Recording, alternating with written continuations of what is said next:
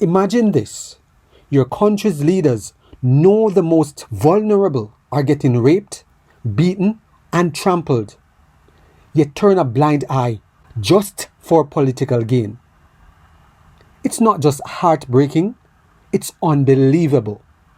Today we expose what's been hidden for far too long and reveal the leadership principle of truth and justice that rebuild shattered public trust. Before we get into the details, if you love diving into political issues and enjoy hearing a principled take on them, then hit the like button, share this video, and subscribe to join the conversation. It will help our channel reach a wider audience. Clouston. She's been involved in an extensive inquiry by the Daily Express and the chief crime reporter as well, looking at the Metropolitan Police cases against grooming gangs in London. Let's find out what she's found out. Maggie, very good morning to you. Good morning, Mike. Very good to see you. Another great project that you've got yourself involved in here. Mayor accused over grooming gangs cover-up here in London. As you said before, Susan Hall has been great at trying to get the truth out of Sadiq Khan, but he keeps kind of avoiding any answers, doesn't he? What have you found out? Yeah, I mean, I find him typical, the latest in a long line of public servants who will lie through their teeth and cover up the truth in order to protect the organisation.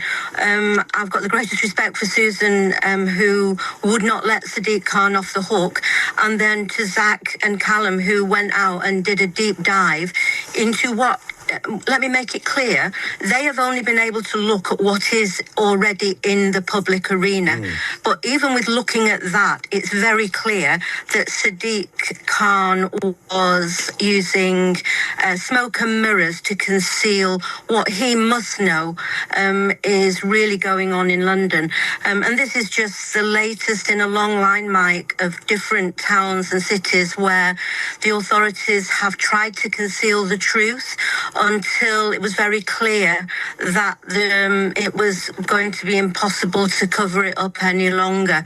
I think what's also interesting in this is that it was only after Zach and Callum gave Sadiq Khan and the Met, actually, right of reply that they finally acknowledged that there is a problem.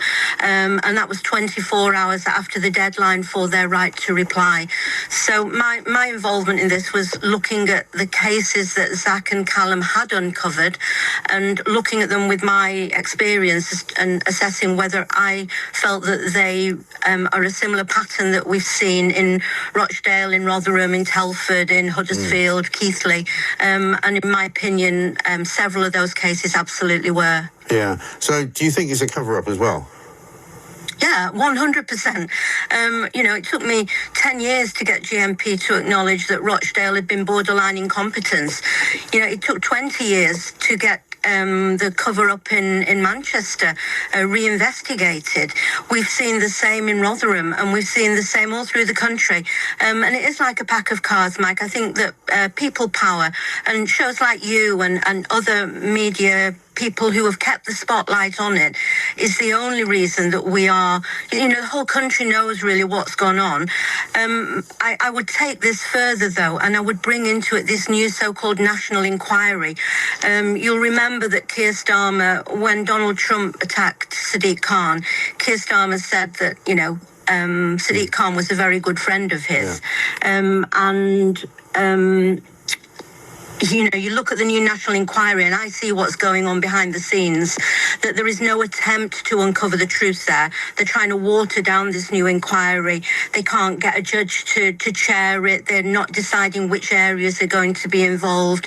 Getting to the truth in these matters is critical to prevent other children being failed in the way that generations of children have been in the last 20 or 30 years. And that's really why I carry on. It is the lives of the past that have been irreversibly damaged. I'm trying to prevent it continuing for the next generations. So I have no trust in public officials who are insistent on protecting their own reputations and covering up the truth.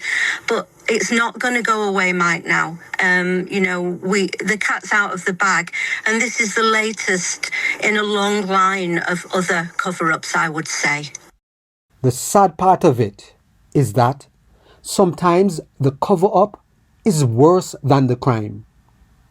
For decades, the rape gang scandal have been covered up by the authorities. Still, people are asking the questions because real lives paid the price and people want to see justice. Trust is so broken in Britain. Britain needs reform. It would be so good for leaders who have covered up these crimes to do the honourable thing and step down, but they won't.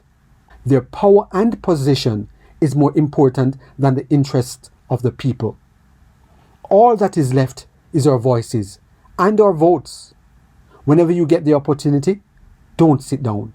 Get up, use your voice, and exercise your vote. If you have benefited in any way from this video, please subscribe, like, share, and be sure to leave us a comment.